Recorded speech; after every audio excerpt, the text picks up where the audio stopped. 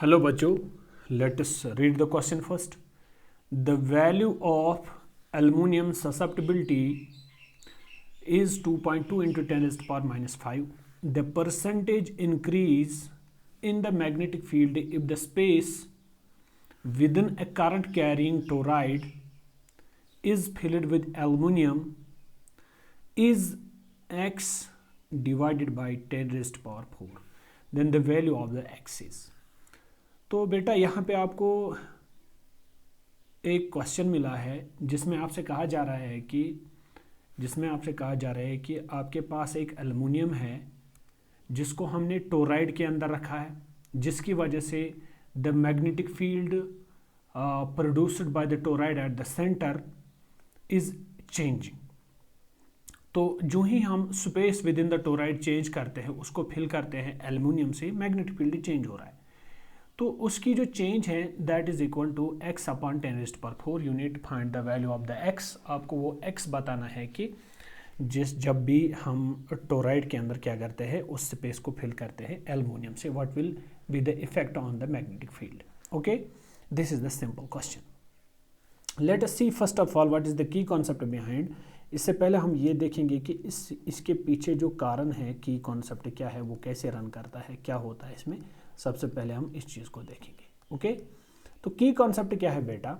हमें पता होता है कि मैग्नेटिक फील्ड अगर हम देखेंगे without aluminium, let us suppose अगर हम टोराइड की बात करेंगे, हम लेट अस सपोज मान लेते हैं पहले केस में कि एल्युमिनियम नहीं है, नो एल्युमिनियम. तो जो हमारा टोराइड है दैट इज ALUMINIUM. अगर एल्युमिनियम नहीं है तो फ्री स्पेस होगा फिर टोराइड के अंदर.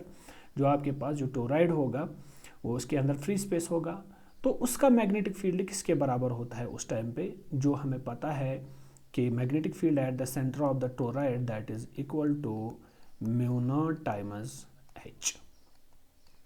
तो सबसे पहले हम बात करेंगे ये H होता क्या है. अगर H की बात की जाए, इस H को हम बोलते हैं नाम, इस H को हम नाम बोलते हैं मैग्नेटिक फील्ड स्ट्रेंथ. H को हम नाम बोलते हैं मैग्नेटिक फील्ड स्ट्रेंथ.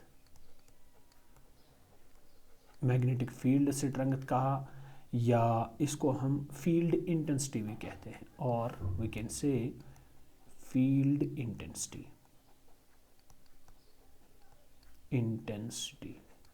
तो इसका मतलब होता क्या है एक्चुअली, ये होता है कि अमाउंट ऑफ मैग्नेटाइजिंग फोर्स. इसको हम ऐसे भी नाम दे सकते हैं, अमाउंट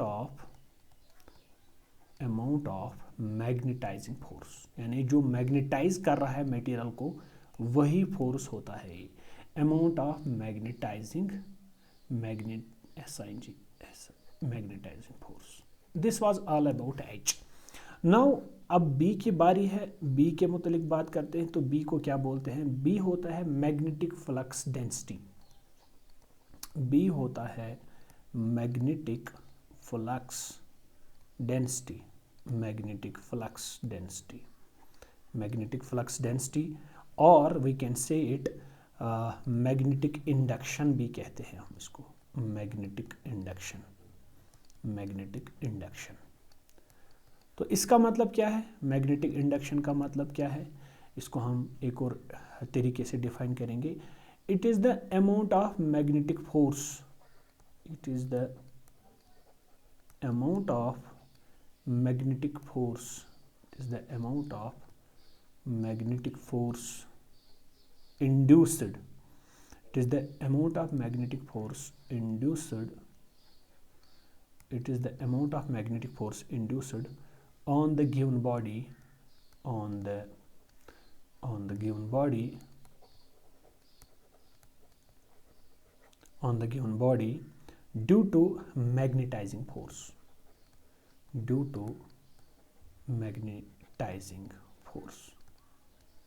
मैग्नेटाइजिंग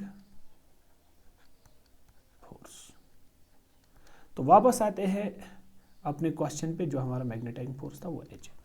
वापस आते हैं अपने क्वेश्चन पे. इसको एक और तरीके से सॉल्व करने की कोशिश करते हैं. तो देखते हैं यहाँ पे जो हमारा गिवन था मैग्नेटिक ससेप्टिबिलिटी, जो इसने कही थी that was given as 2.2 into 10⁵ ये हमारा गिवन था, ये गिवन सिनेरियो था। तो जब हमने पहले देखा था, पहले मैंने कहा कि विदाउट अल्मोनियम की अगर बात की जाए, फ्री स्पेस में हम देखेंगे ALUMINIUM, तो मैंने बोला था कि जो इंड्यूस्ड मैग्नेटिक फील्ड होता है वो होता है बराबर mu naught, this is called the permeability of the free space into H, intensity of, this is what we call as the magnetic field intensity H। तो अब अगर हम अल्मोनियम को इसमें घुसा देंगे तो अल्मोनियम से क्या फ़र्क पड़ेगा इस जो हमारा मैग्नेटिक फील्ड है, मैग्नेटिक फील्ड स्ट्रेंथ जो है, इस पे क्या फ़र्क पड़ने वाला है। अब हम काम करेंगे, अब हम इसी स्पेस को फिल करेंगे एल्युमिनियम से। What will happen to this now in presence of aluminium, in presence of aluminium, in presence of aluminium, in presence of aluminum the field becomes, field क्या बन जाएगा, फील्ड बन जाएगा अगर हम देखेंगे B is equal to mu times H। Now this mu is relative permeability, this is what we call as relative permeability, relative permeability, relative. चूंकि अब मैंने मटेरियल को इंट्रोड्यूस किया इसमें स्पेस की जगह पे, तो सीधी सी बात है इसमें अब रिलेटिव परमेबिलिटी का कॉन्सेप्ट आ जाएगा। बट वी नो कि जो ये हमारी रिलेटिव परमेबिलिटी होती है, this is equal to permeability of the free space into 1 plus magnetic susceptibility, जो भी मटेरियल गिवन होगा।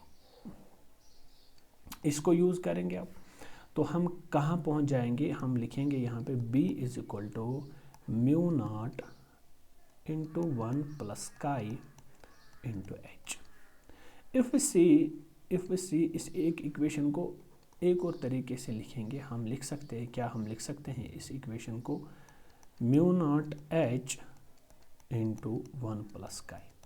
तो this is the equation second and this is the equation first. If you see from equation first and equation second, there is increment of 1 plus chi. तो इसका मतलब ये हुआ कि जब हमारे पास स्पेस के टोरॉइड के स्पेस के अंदर एल्युमिनियम नहीं था, उस टाइम पे मैग्नेटिक फील्ड जो था that was mu not H। लेकिन जब हमने स्पेस के अंदर एल्युमिनियम भर दिया, इसमें एक टर्म का इंक्रीमेंट हुआ दैट इज 1 प्लस काई, यानी काई का इंक्रीमेंट हो चुका है। अब हम यहाँ पे देख सकते हैं कि the increase in the field is, therefore increase in the field is, therefore increase in the field is, field में अगर हम देखेंगे कि इंक्रीज क्या हुआ है, फील्ड में जो हमारा इंक्रीज हुआ है वो मुझे यहाँ से पता चलेगा कि अगर मैं ऐसे करूँ B, चूँकि ये ज़्यादा है, B माइनस B नॉट, अगर मैं इसको ऐसे भी लिखूँ, B मेरा कितना है, this is mu not H into 1 plus काई minus B not, this is mu not H। तो इसको अगर मैं अब आगे सॉल्व करूँ so the answer will be जो मैं इंक्रीमेंट यहाँ पे देख रहा हूँ कि that is B minus B not will become, this will be mu not H into 1 plus काई माइनस 1। ये आप अगर यहाँ पे सॉल्व करके देखोगे कि क्या हो रहा है, म्यू नॉट H को मैंने यहाँ पे कॉमन लिया, दिस इज 1 प्लस काई और यहाँ का minus 1 and minus 1 will get cancel each other, so the answer will be mu not H और 1 माइनस 1 कैंसिल हो जाएगा आपस में, दिस विल बी काई। This is the increment. तो ये हमारा इंक्रीज हुआ। तो अगर हम फिलहाल इस वाले पॉइंट को इक्वेशन थर्ड मान लेते हैं, इस वाले पॉइंट को मैं इक्वेशन थर्ड मान लेता हूँ, और अगर मैं देखूँ यहाँ पे कि जो मेरी परसेंटेज इंक्रीज़ है,